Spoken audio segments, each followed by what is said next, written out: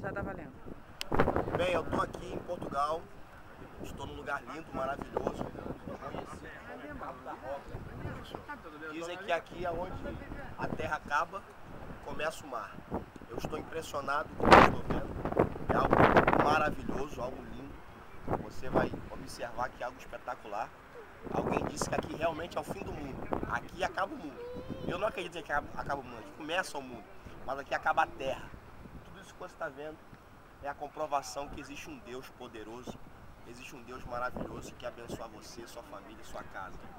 Deus disse para Jó, em Jó capítulo 38, versículo 4, onde estavas tu, quando eu lançava os fundamentos da terra? Dize-me se é inteligente. Um Deus capaz de fazer um lugar maravilhoso como esse é capaz de curar essa enfermidade.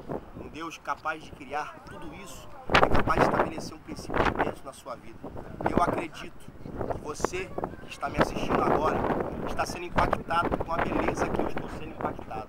Talvez você diga, o meu problema é muito grande. Mentira, Deus é maior. Talvez você diga, a situação é difícil. Mentira, o Deus que é capaz de fazer tudo isso aqui. E eu queria que você olhasse comigo. Eu queria que você observasse isso aqui comigo. Consegue perceber a grandeza? Nenhuma máquina, nenhum computador, ninguém pode fazer o que esse Deus fez nessa terra. Da mesma forma, ninguém pode impedir o agir de Deus na tua vida. Deus te abençoe em nome de Jesus.